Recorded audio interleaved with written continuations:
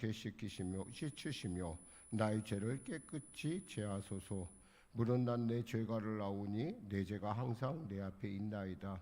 내가 주께만 범죄하여 주의 목전에 악을 행하여 싸우니 주께서 말씀하실 때 의로우시다 하고 주께서 심판하실 때 순전하시다 하리이다. 내가 죄악 중에서 출생하였으며 어머니가 죄 중에서 나를 잉태하였나이다. 우슬초로 나를 정결하게 하소서. 내가 정하리이다. 나의 죄를 씻어주소서. 내가 눈보다 희리이다. 하나님이여, 내 속에 정한 마음을 창조하시고 내 안에 정직한 영을 새롭게 하소서. 아멘. 찬송 1장으로 하나님께 찬양 드리겠습니다.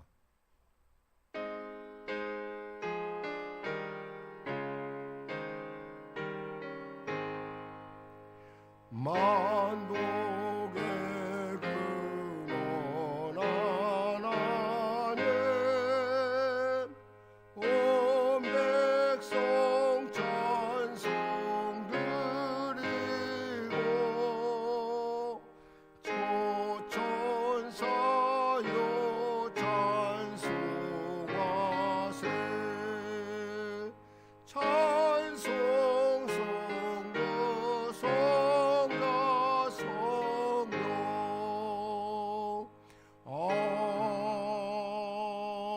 아멘. 새로 번역된 사도신경으로 신앙고백을 대신하겠습니다.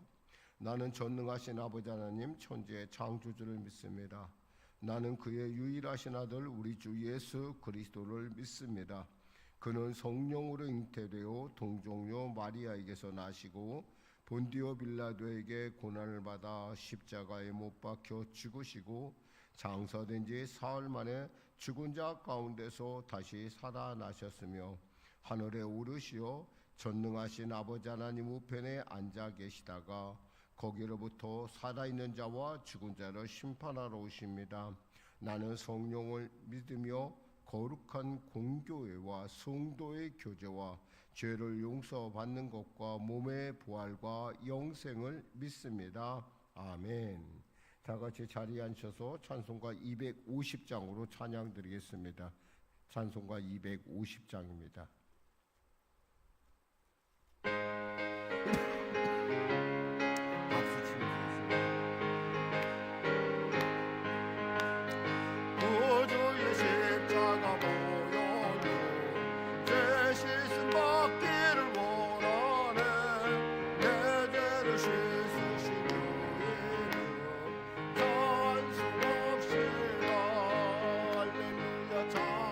찬송합시다.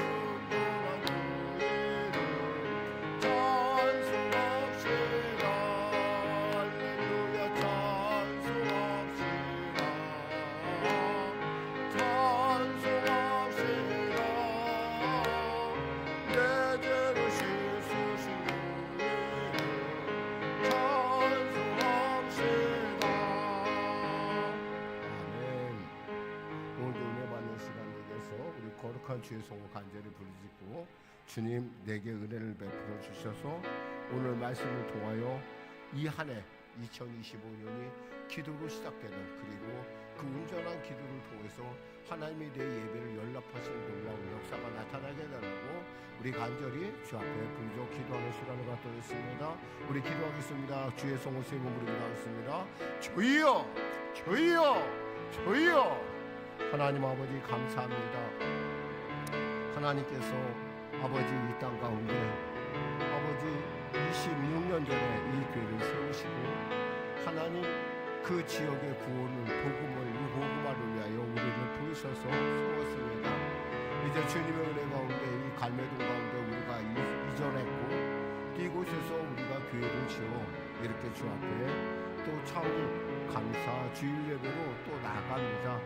하나님 그때 그날 처음 교회를 처음으로 우리가 입당 예배 드렸던 그날 참으로 추운 날씨 가운데 그때 시작했던 그 교회가 이제는 이 갈매동 이곳 가운데 왔고 그때 어린아이로 왔던 우리 아이가 커서 이제는 저렇게 반주의 자리에 서서 하나님께 영광 돌리게 하시는 감사합니다. 참으로 많은 세월이 지났지만 그 세월에 그 무게만큼도 못한 종의 연약함을 주님 아시니 이 교회의 연약함을 주님 아시니 은혜 베풀어 주시고 주 안에서 다시 새롭게 시작되는 또 아버지 미래에도 동행하실 주님 에베네셀 하신 주님 바라며 또 한 해가 주 앞에 아버지 나아가며 세 번째 주일 가운데 나아갑니다. 하나님 사랑하는 성도의 삶이 복되고 존귀케 하여 주시고 이 교회를 통하여 이곳에서 이루고자 하는 주님의 온전한 갈매동 성시와의 구원의 꿈이 아버지 하나님 은혜 가운데 놀랍게 열매될 수 있도록 주여 아버지 성취될 수 있도록 축복하시고 은혜 베풀어 주시옵소서. 하나님 우리가 또 2월 16일 아버지 전도주의를 정하고 장로 귀한 장로님들과 함께 아버지 나아가 또 이곳 영혼들을 놓고 아버지 전도의 축제를 벌입니다.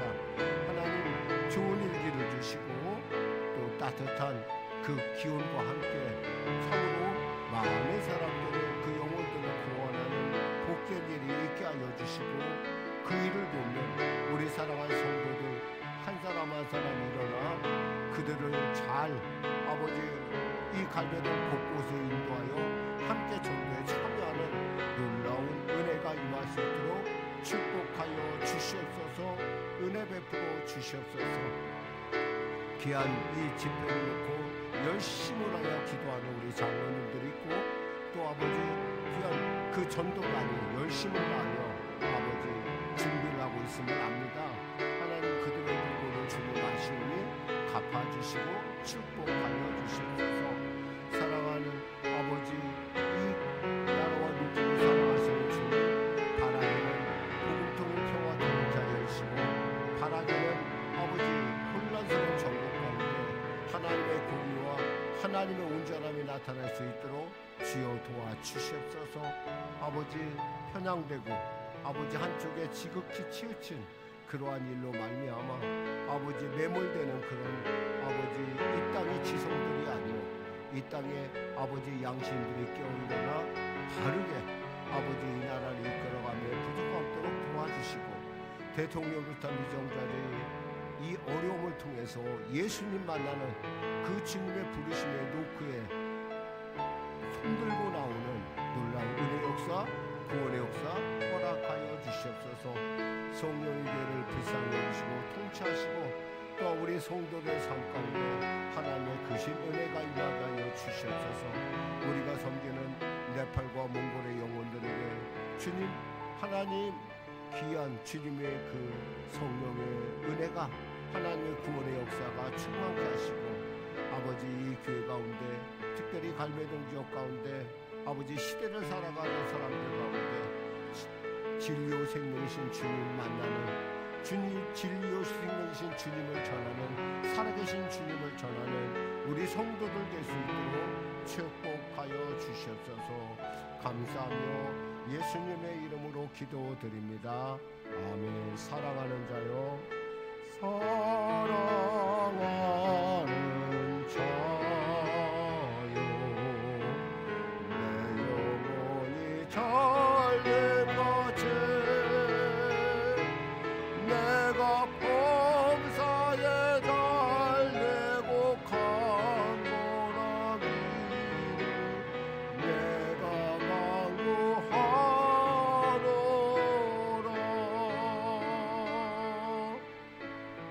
하나님 아버지 감사합니다. 26년 전 청황리에서 교회가 개척하게 하시고 그 눈보라 가운데 교회가 입당 예배를 드리고 이렇게 교회가 시작됐었습니다. 하나님, 그 당시에 아기였던 아이는 커서 이제는 반주의 자리에 앉아있고 또 그때 함께했던 우리 가족들이 이제는 참으로 주님 은혜 가운데 이와 같이 함께 이곳에 이르게 하심을 감사합니다.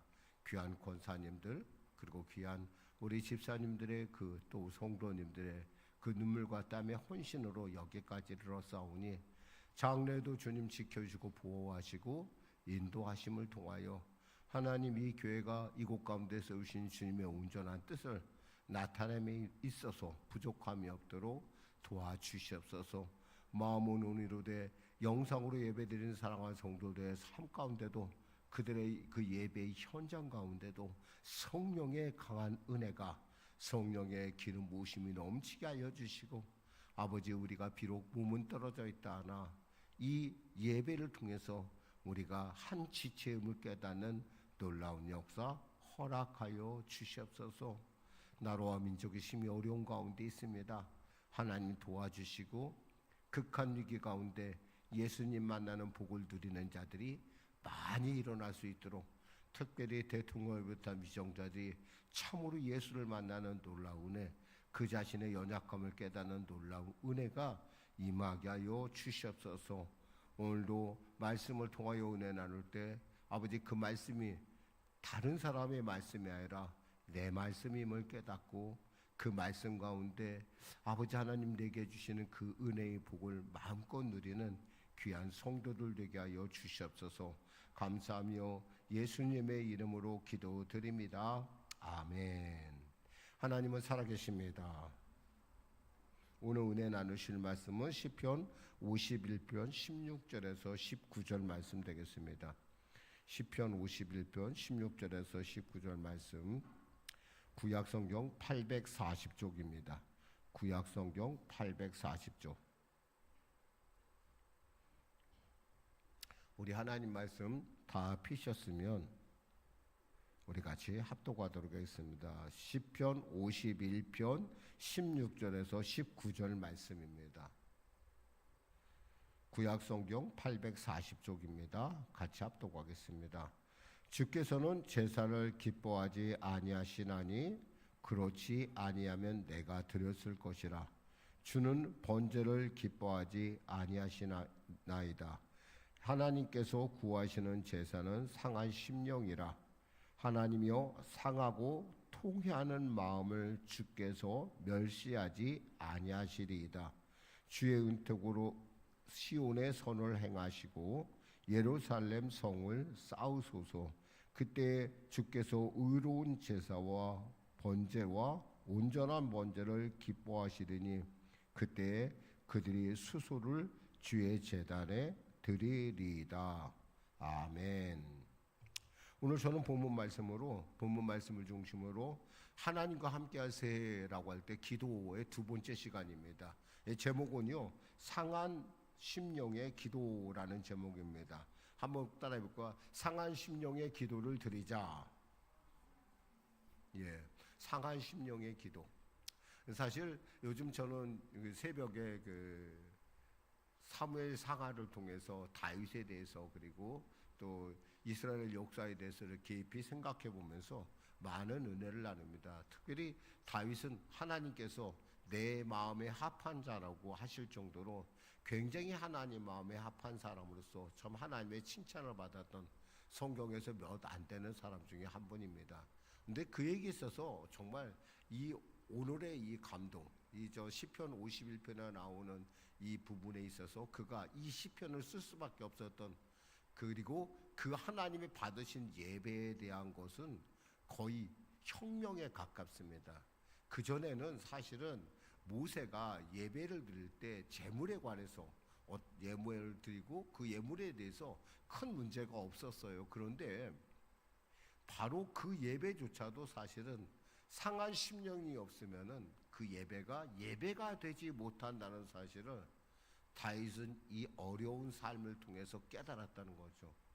특별히 다윗은 그의 인생을 돌이켜 볼 때 두 번의 하나님 앞에 정말 하나님을 실망하게 했던 두 개의 사건을 그가 저지릅니다. 하나님은 죄를 범했다는 것이죠. 첫 번째가 뭔가니 바로 밧세바와의 범죄 사건입니다.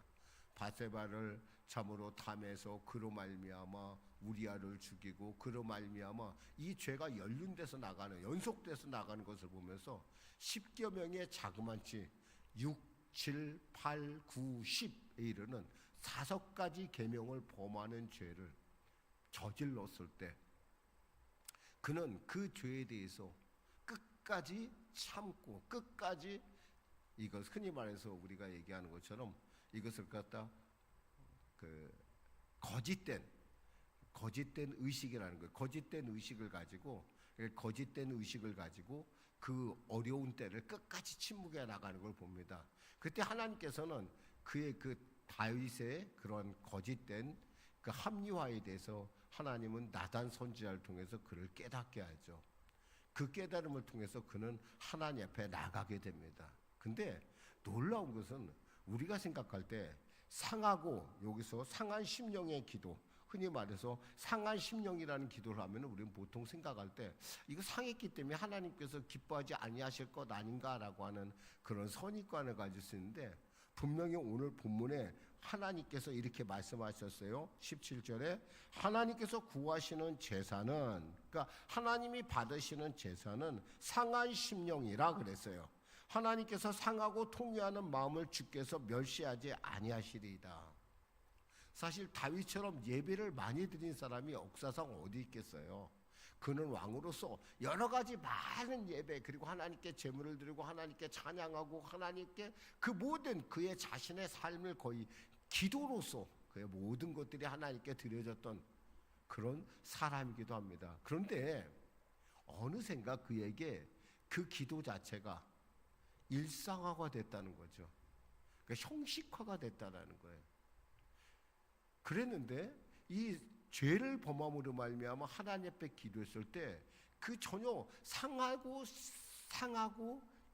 부패한 통회하는 이 심령의 기도를 하나님께서 드렸을 때 그 기도가 하나님께 드려지는 걸 봤다는 거예요. 엄청난 일이었죠. 이것은 거의 종교개혁에 버금가는 그런 쇼킹한 사건입니다. 왜냐하면 도저히 자기 생각에 이런 기도를 하나님 받으실까? 나는 하나님 앞에 서지도 못할 텐데 라고 생각했는데 하나님께서 그의 기도를 받으셨을 뿐만 아니라 그를 용서해 주셨다는 거예요. 거기는 뭐요? 하나님의 임재가 나타났다는 거죠. 어쩌면 우리에게 있어서도 이 문제가 꼭 우리에게 합당한 기도의 제목이기도 합니다. 우리가 생각할 때 어떻게 상한 심령의 기도가 하나님을 기쁘시게 할까? 그것은 뭘까요? 우리가 우리의 존재에 대해서 보다 자세히 깨달으면서 온다라는 거예요. 사실 우리는 겉으로 보기에 멀쩡한 것 같지만 정말 속으로 골마 있는 사람들이 많죠. 우리가 잘 아는 한 분의 얘기를 잠깐 들어보기를 원합니다. 한국에 나온 세계적인 부흥사로서 한국의 무디라고 불리는 이성봉 목사님이 있습니다. 이분이 그 부모님을 따라, 이분이 어머니 아버지가 예수를 믿었는데 부모님을 따라 산중에 가서 늘 기도하고 죄를 회개하는 걸 보면서 한편으로는 이렇게 나는 이렇게 죄악 가운데 태어났구나라고 깨달았다고 하는데, 근데 그 마음속에 그가 정말 큰 깨달음을 얻은 것은 뭐냐면 7살 때 동생이 태어났대요. 자기가 7살 때 동생이 태어났는데 제 마음속에 동생을 미워하는 마음이 있다는 거예요. 깜짝 놀랐어요. 근데 미워할 뿐만 아니라 동생이 3살 때 죽는 것을 보면서 내 마음 한편에 시원함을 느끼더라는 거예요. 뭐 얘기해요? 그는 내 안에 죄성이 있었구나. 내가 이렇게 죄인이구나. 그럼 이분만 그럴까요? 이분만 그렇습니까? 다윗만 그럴까요? 아니죠. 우리 안에도 그와 같은 하나님 앞에 감히 내보이지 못하는 상한 심령이 있다는 걸 우리가 알아야 된다는 거예요. 주님은 이사야서를 통해서 이렇게 말씀하십니다. 뭐라고 말씀하시느냐?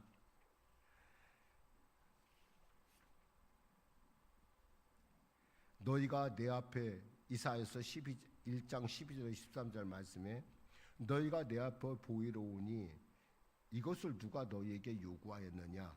내 마당만 밟을 뿐이니라. 헛된 재물을 다시 가져오지 말라. 분향은 내가 가증히 여기는 바요, 월삭과 안식일과 대회로 모이는 것도 그러하니 성회와 아울러 악을 행하는 것을 내가 견디지 못하겠노라. 누구에게 하신 말씀이에요? 예배자들에게 한 말씀이에요. 성전에 와서 하나님께 예물 드리는 사람, 하나님 앞에 향기로운 제사 드리는 사람, 속건제, 속죄제, 하나님께 드리는 그 모든 예배를 드린 사람에게 하나님께서 얘기하는 거예요. 뭐가 빠져 있다는 거예요? 상한 마음이 빠져 있다는 거예요. 나 같은 죄인을 만나 주시는 하나님, 그리고 기다려 주시는 하나님, 내가 무엇이간데 주님께서 이와 같이 나를 맞아 주시는가? 예수님께서 이런 말씀하시죠. 요한복음 4장 24절에 하나님의 영이시니 예배하는 자가 영과 진리로 예배할지니라.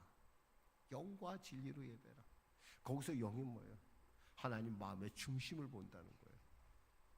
아무리 우리가 예배에 와서 이 자리에 몸만 앉아있고 우리가 딴 생각에 빠져있고 그저 한 주간 드려지는, 지금 그냥 매일같이 드려진 예배 중에 하나라고 우리가 여긴다고 한다면 하나님은 역시 그 예배를 별로 기뻐하지 않는다는 것을 우리는 본문을 통해서 알 수가 있습니다. 사실 다윗은 아마 하나님 앞에 예배드리면서 이러한 하나님의 임재를 누리면서 그는 속으로 깜짝 놀랐을 거예요. 그러니까 그가 이런 고백을 감히 할 수 있는 거예요. 뭐라고 해요? 주께서 제사를 기뻐하지 아니하시나니 그랬어요. 하나님께서 예배를 기뻐하지 않는다? 이게 뭐가 말이 돼요? 근데 분명히 그러하다는 사실입니다. 그처럼 예배를 많이 드리는 사람이 어디 있겠어요? 그처럼 풍성하고 최고의 것으로 예배 드리는 사람이 과연 지구촌에 몇 명씩 될까요? 정말 열심을 다하여 성과 열을 다해 그는 정말 흔히 말해서 우리가 말하는 지성이면 감찰한 예배를 그는 수만 번 수천 번 드렸을 것입니다. 그런데 그때 어느 순간인가 그것에 대한 감동이 사라졌어요.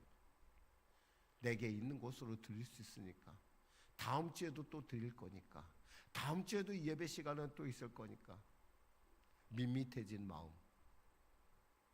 근데 그 밋밋해진 마음 속에 비로소 자신이 죄인이라고 여기고 정말 하나님 앞에 내가 볼것 없는 죄인이라는 걸 여기고 낮은 마음으로 상한 심령으로 하나님께 나가서 예배를 드렸더니 그 예배 가운데 주님이 임재하셨다는 거예요. 엄청난 일이죠. 오늘 본문은 우리에게 얘기해 주고 있습니다. 하나님은 형식적인 예배나 기도를 기뻐하지 않는다는 겁니다. 여러분, 이 아침에 어떤 마음으로 오셨습니까? 모든 주일 가운데 여러분이 느끼는 그 많은 주일 가운데 한 예배 중에 하나로서 여러분은 오셨을 것입니다. 아니, 오셨을지도 아니하신 분들도 있겠죠. 주님, 제가 너무 공고합니다. 주여 나를 불쌍히 여기소서, 그런 마음으로 오신 분도 있었을 것입니다. 근데 주님은 어떤 사람이 예배를 받으시냐는 거예요. 오늘 본문의 주제는 그거예요. 2025년 우리의 예배는 상한 심령의 예배가 되야겠다. 상한 심령의 기도가 되야겠다. 하나님, 그저 의례적인 기도가 아니라 교회가 벌써 창립이 된 지가 벌써 정말 26년이라는 세월이 흘렀어요. 처음 개척할 때 뱃속에 있던 아기가 커서 저렇게 반주하는 걸 보면서 이제 곧 얼마 안 있으면 이제 사회로 나갈 터인데, 이런 과정들을 보면서 제가 오늘 여러 가지 많은 만감이 겹쳐졌어요. 아, 그렇구나. 나에게 필요한 것이 무엇일까? 하나님은 내가 죄인임을 깨닫는 것이구나. 그렇지, 아니, 분명히 나는 죄인이었어. 근데 어느 순간인가 예배를 드리다 보니까, 말씀을 인도하다 보니까 착각을 했어요. 내가 대단한 사람이냐? 아니죠. 여러분 어때요? 우리가 예배를 드리면서 하나님은 내 예배를 받으시고 기뻐하실 거야. 그 막연함. 아니, 그 막연함보다는 주님, 저는 죄인입니다. 제가 어찌할 수 없어 이 자리에 왔습니다. 그 세리의 기도처럼 감히 하늘을 우러러보지 못하고 주여 저를 불쌍히 여기소서 하는 마음으로 여러분이 나왔다고 한다면, 그리고 여러분이 그러한 자세로 기도의 자리에 나간다고 한다면, 하나님이 반드시 여러분의 기도 가운데 응답하실 것이고 여러분의 기도를 절대 멸시하지 않는다는 것입니다. 사실 예배라는 말이 뭡니까? 워십이라는 말이죠. 가장 가치 있는 것은 하나님께 드리는 겁니다. 우리는 그저 예물이 많고 내가 헌금을 많이 하고 뭔가 이렇게 거창하고 이러면 다 될 것 같지만, 하나님은 그것을 보는 것은 그 마음의 중심을 보고 있다는 거죠. 세상에 수많은 교회는 있습니다. 그러나 그 수많은 교회 가운데 정말 하나님의 마음을 품고 주여 우리 교회를 불쌍히 여기소서, 우리 교회가 도움에 간절합니다. 주여 도와주시옵소서. 주님 도와주시옵소서. 주님 나를 도와주시옵소서. 제가 주 앞에 간절합니다. 제가 주님으로 목마릅니다. 주여 저에게 임하소서. 이 간절함, 상한 심령, 그 기도가 하나님이 원하시는 기도임을 오늘 본문은 이야기해주고 있습니다. 17절 말씀 같이 합독하겠습니다. 하나님께서 구하시는 제사는 상한 심령이라. 하나님이여 상하고 통회하는 마음을 주께서 멸시하지 아니하시리이다. 이 상한 심령이라는 말은 좀 더 정확하게 말하면은, 문자 그대로 하면 영혼이 밟혀 으깨어져 버린 상태를 의미합니다. 영혼이 밟혀서 완전히 으깨어졌다라는 거예요.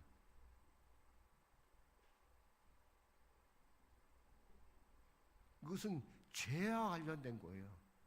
평소에는 느끼지 못했는데 어느 순간 갑자기 우리 안에 날카로운 칼로 창으로 찌르듯이 내 심령을 콱 찌르며 들어오는 하나님의 말씀. 그리고 갑자기 내가 깨달아요. 아, 내가 죄인이구나. 내가 참 나쁜 놈이구나. 내가 하나님 앞에 감히 선다는 게 내가 너무나 창피스럽고 부끄럽구나. 나는 왜 이렇게 안 변할까? 왜 이렇게 나는 이렇게 답답할까? 망치로 뒷머리를 때린 듯한, 맞은 듯한 그러한 감동. 이건 뭐예요?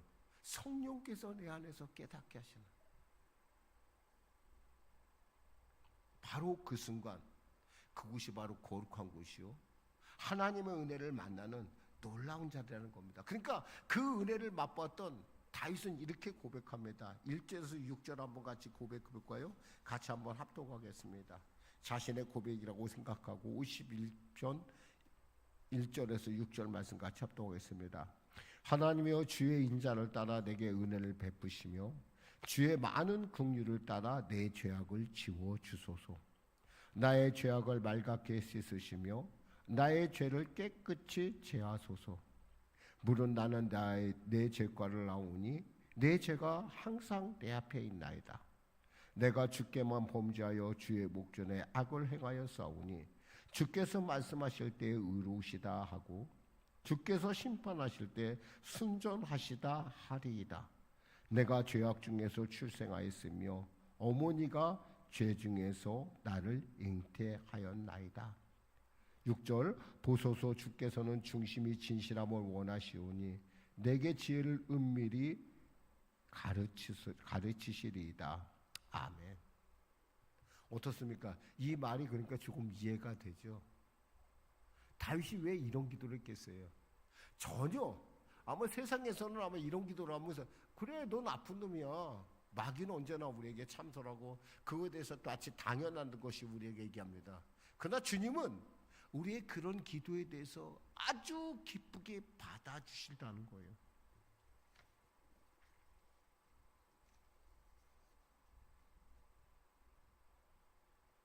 세상에는요, 두 가지 죄인이 있습니다.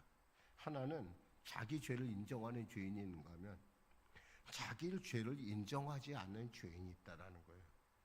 오늘 본문의 표지에 보니까 뭐라고 돼 있어요? 오늘 본문 51편에 보니까 다윗의 인도자를 따라 부르는 노래, 다윗이 밧세바와 동침한 후 선지자 나단이 그에게 왔을 때.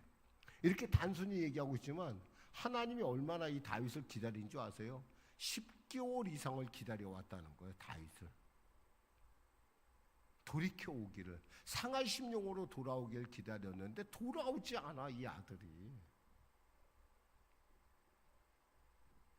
탕자를 기다리는 아버지처럼 마을 오교에 가서 그 아들이 언제 올까 10개월을 기다리시다가 도저히 안 오니까 하나님께서 나단 선지자를 보냈다는 거예요.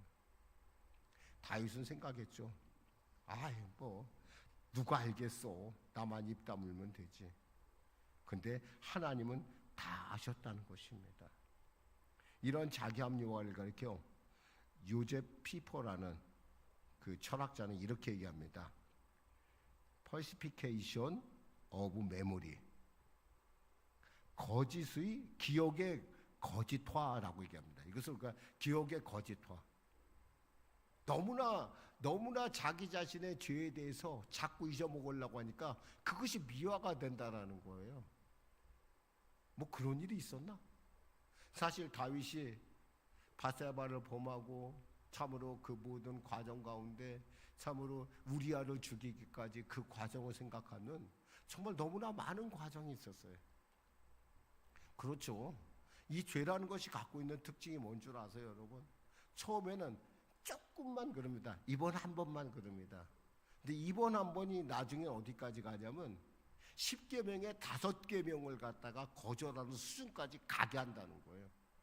뿐만 아니라 다윗은 그 죄를 범하고서도, 그리고 우리아가 죽고 나서 그 밧세바를 끌어다가 자기 아내로 삼고서도 그러니까 그 아이가 나을 때까지 전혀 아무렇지도 않은 척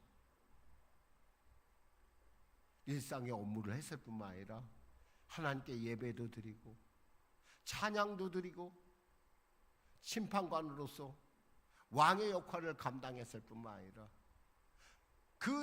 이 국가의 대소사를 그냥 아무런 아무런 어떤 감동 없이, 그저 아무런 가책 없이 감동했다는 겁니다.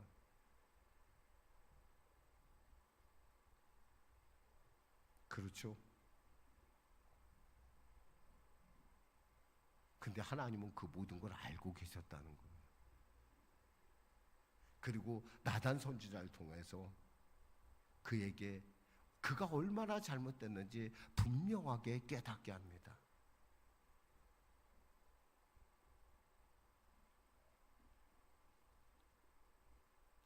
사랑하는 여러분, 여러분은 어떻습니까? 여러분 물론 그렇게 얘기할 거예요. 저는 목사님 그래도 저는 다윗처럼 그렇게 뻔뻔하지는 않습니다. 한번 우리 다윗의 삶을 한번 살펴볼까요? 죄에 들어가는 과정을 한번 봅시다. 다윗이 부하들이 전쟁터에 나갔어요. 지금 전쟁 중이에요. 그럼 자기가 그 자리에 있어야 할 터인데 그가 지금 왕궁에 남아서 알아서 잘하겠지? 라는 그런 마음 갖고 편하게 늘어지게 잠을 잡니다. 낮잠을 자고 일어났어요. 일어나서 또 이제 잠을 충분히 잤으니까 일어났겠죠. 그래서 왕궁에서 쑥 돌아보니까 어떤 사람이 보이기 시작했어요. 보니까 어떤 여자가 목욕을 하고 있는 거예요. 당시 이스라엘의 그 가장 높은 건물은 왕궁이었기 때문에 다 보인단 말이에요. 그것도 옥상에서, 그러니까 그 사람은 생각할 때 그랬겠죠. 다른 사람이 보면 안 되니까 남이 안 보는 옥상에서 마음 편하게 목욕을 했을 거예요. 근데 거기에 다윗이 있었다는 거예요. 그걸 보는 것까지는 괜찮아요. 그래? 목욕을 하는 모양이구나. 이 정도서 끝났으면 되는데 무슨 마음이 듭니까? 갑자기 그 안에 탐욕이 들기 시작해요. 남의 것을 탐하기 시작하는 마음이 들었다는 거예요. 거기다 어떻게 해요? 물어봅니다.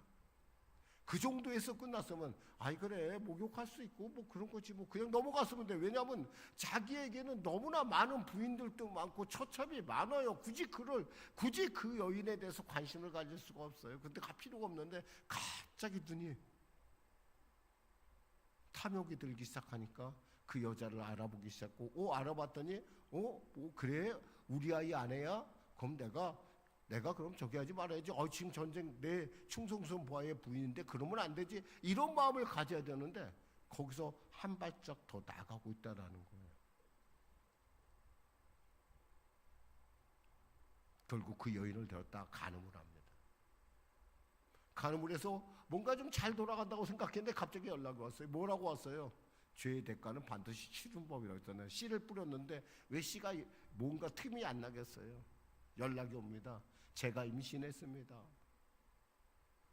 정말 충격 같은 얘기죠. 그냥 한번 넘어갔으면 될 일인 것 같다고 생각했어요. 그렇게 생각하고 일했는데 결국엔 그 일을 통해서 이제 우리아를 거꾸로 불러드립니다. 왜? 은폐하고 싶어서.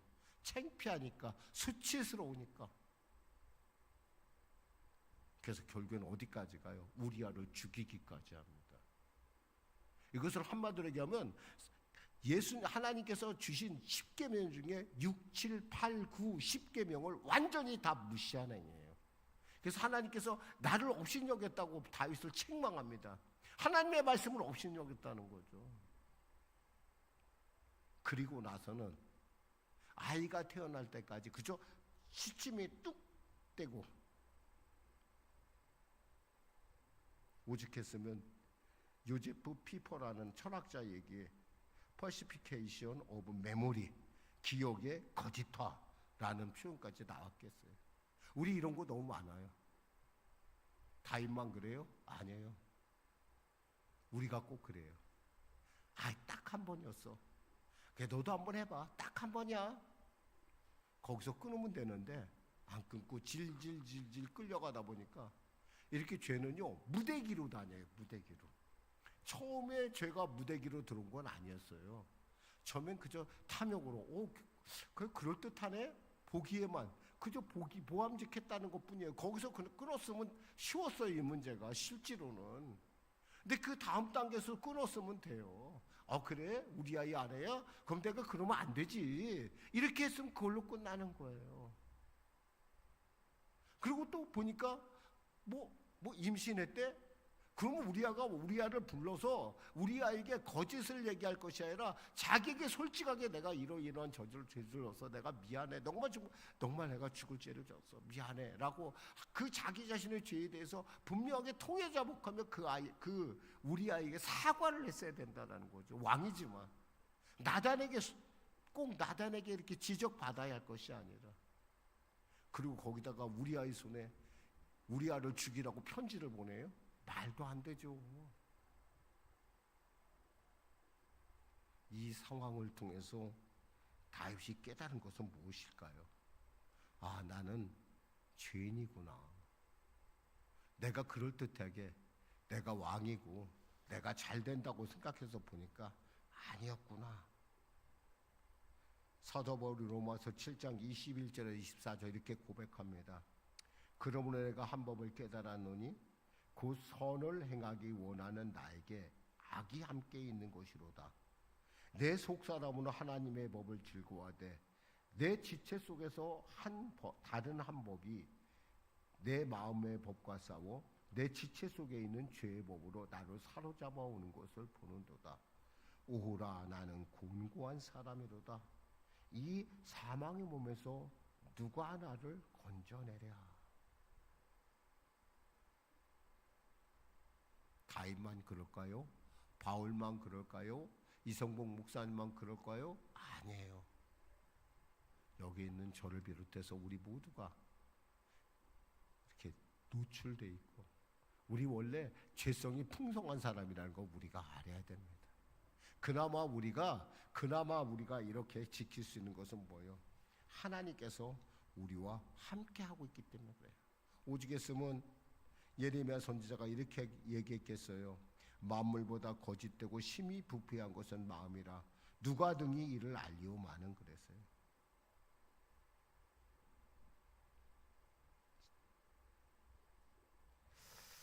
사랑하는 여러분, 하나님이 받으시는 것은 바로 상한 심령과 함께 드리는 예배라는 거예요. 물론 이 일을 지금 우리가 은혜를 나누고 있지만 다윗은 아마 이 문제가 그 인생에 있어서 참 수치스럽고 가리고 싶은 일이었을 거예요. 그러나 이 문제를 통해서 다윗은 깨달습니다. 하나님이 원하는 제사는 그저 거창한 제물만이 아니라 형식이 아니라 그 안에 나의 상한 마음, 내 죄성을 하나님께 나는 주님밖에 내 상한 마음의 빈자리를 찾을 수가 없습니다 라고 하는 그러한 심령의 온전한 예배, 영과 진리의 예배, 성령과 진리의 예배를 내가 드릴 줄 알 때 그 예배가 예배다워지는구나. 18절 말씀 볼까요? 주의 은택으로 시온의 선을 행하시고 예루살렘 성을 쌓으소서. 참 제사는요, 우리의 죄를 깨닫는 데서 온다는 거예요. 그리고 자신의 죄로 인하여 괴로워하는 바로 그 시간, 그 장소가 거룩한 곳이 된다는 거예요. 우리가 깨닫는 그 순간, 상할 마음을 소유한 자들이 참 제사를 드릴 수 있다는 것이고, 이 고백은 자기만의 고백이 아니라 온 인류, 앞으로 주님 안에서 올 많은 아브라함의 자손들을 향한 놀라운 고백이라는 겁니다. 그래서 우리가 예배할 때 우리가 비록 문제가 있고 많지만 우리는 담대하게 주 앞에 나가야 된다는 거예요. 우리가 그 예배를 드리는 순간 상한 심령으로 우리의 예배가 주 앞에 나아갈 때 그 예배는 온전한 예배가 될 뿐만 아니라 그 예배를 통해서 하나님의 축복이 흘러나간다는 것입니다. 그럼 축복이 흘러나간다는 것은 누가 제일 먼저 그 은혜를 보겠어요? 누구를 통해 흘러나가죠? 우리 자신을 통해서 흘러나간다는 겁니다. 그래서 19절에 그때 주께서 의로운 제사와 번제와 온전한 번제를 기뻐하시리니 그때 그들이 수소를 주의 제단에 드리리이다. 모세의 예배가 폐해지는 것이 아니라 모세의 예배가 상할 심령과 함께 드려졌을 때 온전한 예배가 된다라는 거예요. 말씀 맺겠습니다. 사랑하는 여러분, 2025년은 이미 우리에게 다가왔습니다. 우리는 처음에 기도의 문제를 갖고 구하라, 찾으라, 두드리라, 기도를 해야 된다라는 얘기를 첫 주에 제가 두 번째 주에 말씀했어요. 이번에 세 번째 주에 우리가 말씀드린 것은 우리가 그 예배에 상한 심령을 올려놔야 된다는 거예요. 상한 심령. 내가 주 앞에 은혜 받을 수밖에 없는 간절함, 절실함, 그리고 주님만이 내 이 빈 부분을 주님만이 채울 수 있다고 하는 어거스틴의 고백처럼 오직 주님 한 분만이 저에게 필요합니다. 적어도 2025년 드려드는 기도는 이와 같은 상한 마음의 기도, 그 기도로 여러분의 예배가 주 앞에 연락되시기를 주님의 이름으로 축원합니다. 기도하겠습니다. 하나님 아버지 감사합니다. 말씀을 전했습니다.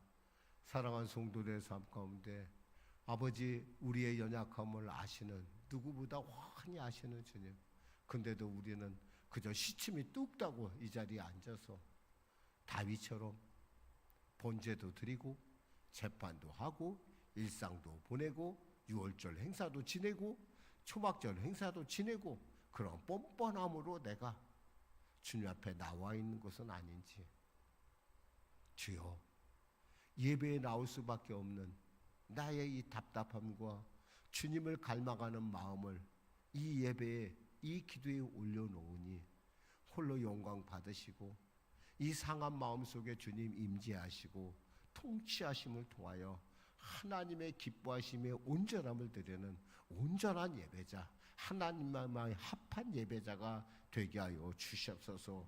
예수님의 이름으로 기도드립니다. 아멘. 우리 말씀 생각하며 찬송가 369장 하나님께 찬양 드리겠습니다. 찬송가 369장입니다.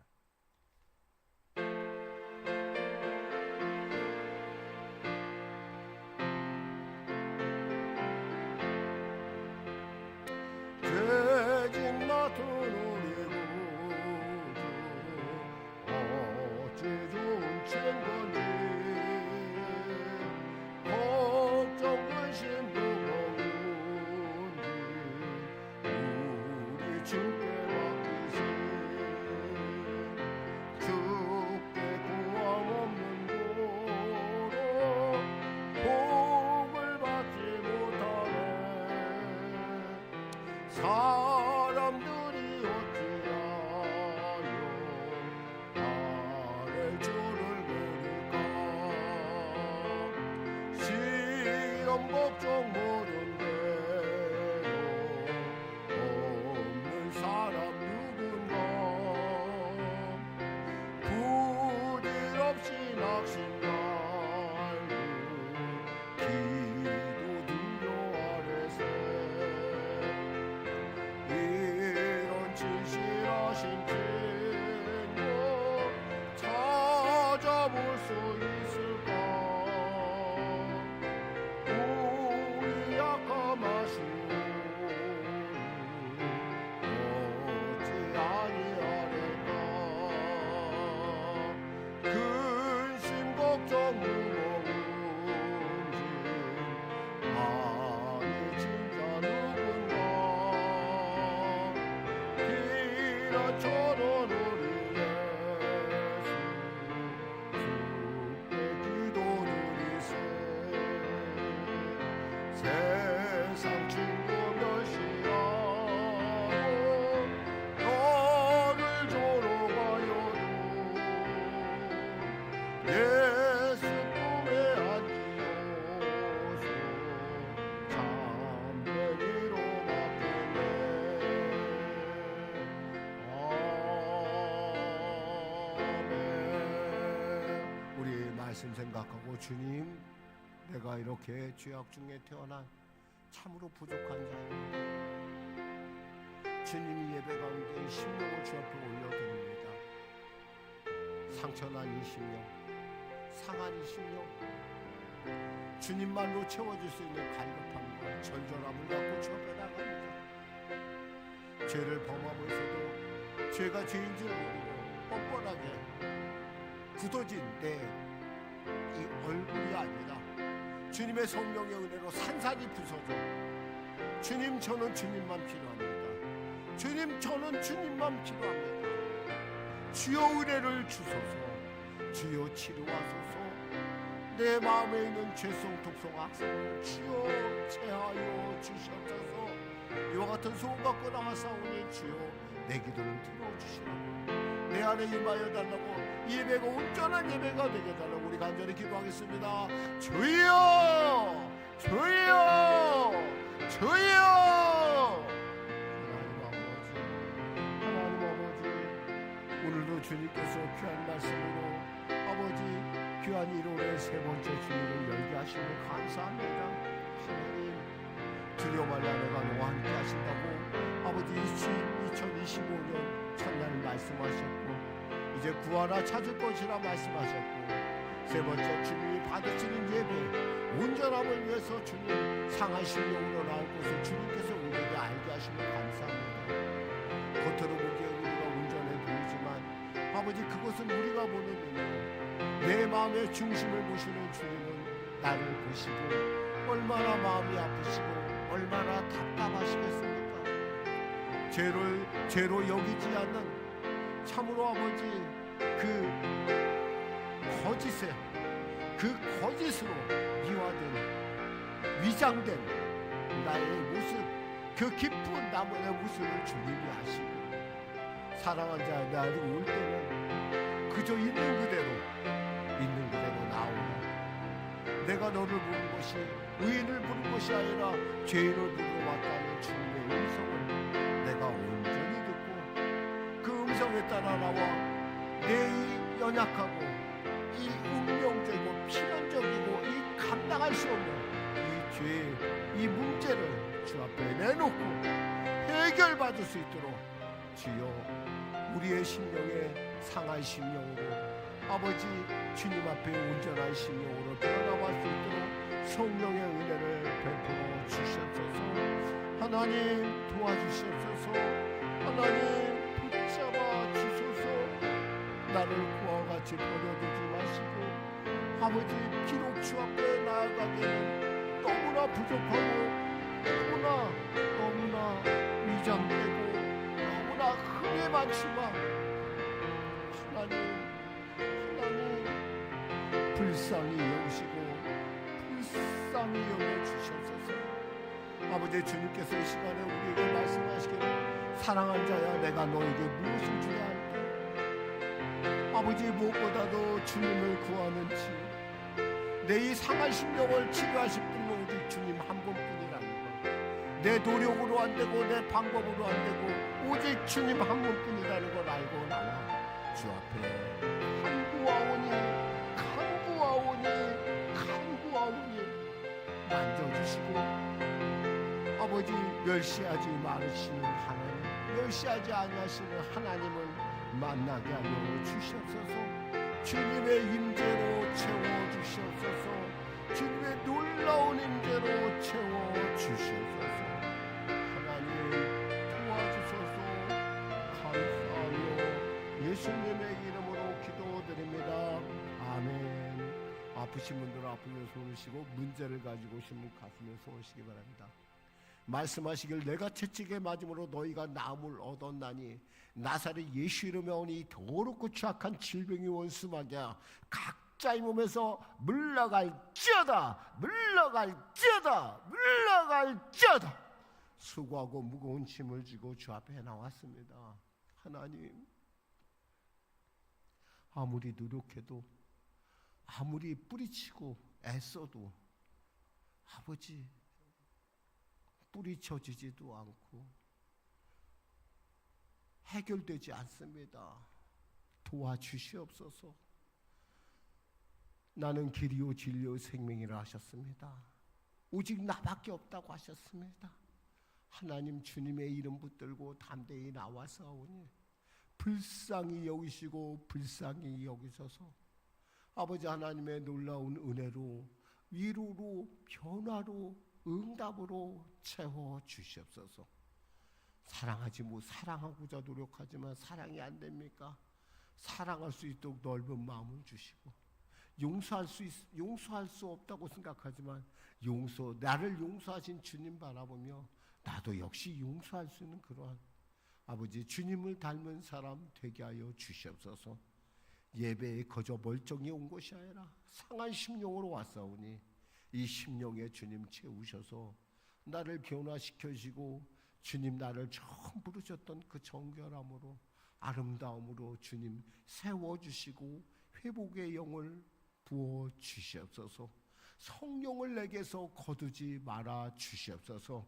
감사하며 예수님의 이름으로 기도드립니다. 아멘. 좋으신 하나님,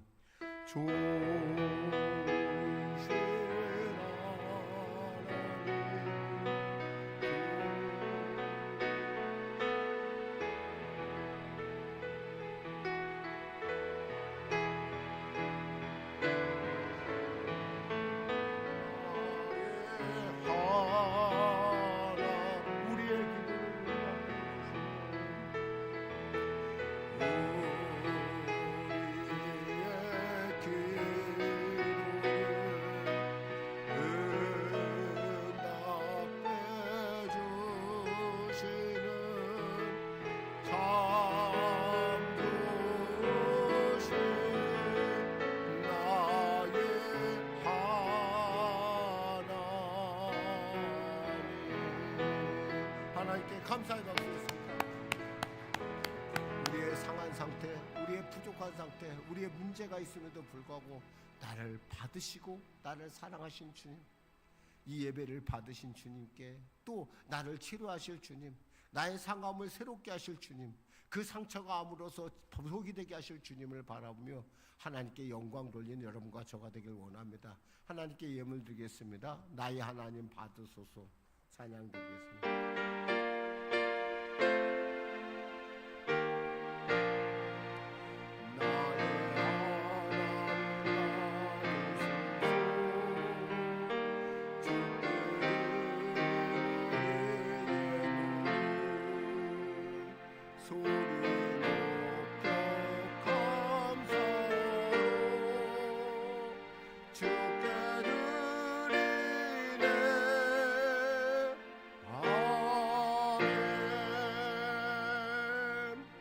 하나님 아버지 감사합니다.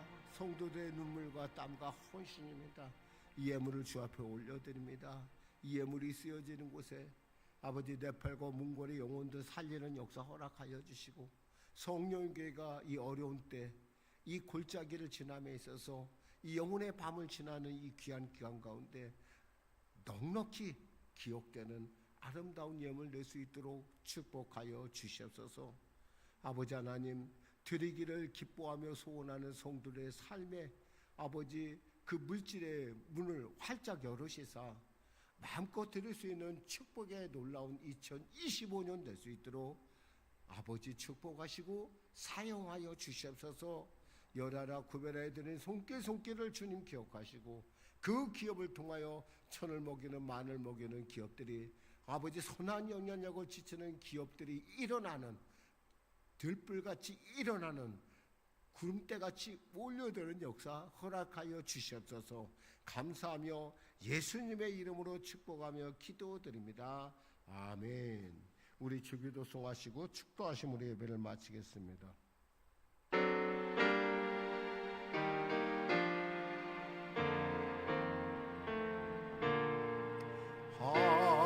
하늘에 계신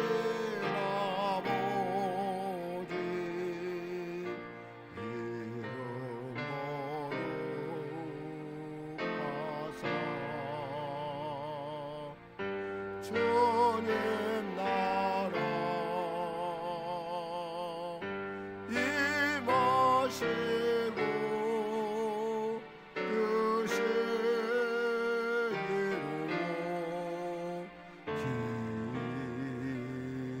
이루어지리라. 일용할 양식 주시고 우리들의 다 용서하시고 또 시험에 들게 마시고 악에서 구원하소서. 내게 주의 나라 주의 권세 주의 영광 영원히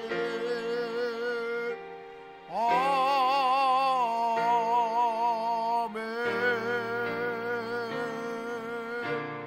지금은 우리 주 예수 그리스도의 와 살아계신 아버지 하나님의 놀라우신 사랑과 성령님의 내주 통운의 역사 충만 풍성케 하심이 상한 심령을 갖고 예배에 나온 우리 성도들의 그 상함을 치료하시고 새롭게 하시고 그 상한 심령이 변하여 보석이 되게 하시는 하나님의 만지심의 역사가 누군가를 또 그 상한 심령을 가진 자를 도울 수 있게 하는 하나님의 축복의 물고가 사랑하는 성도의 삶 가운데, 교회 가운데 활짝 열리는 역사가 지금부터 영원토록 함께 하시기를 간절히 축원하옵나이다.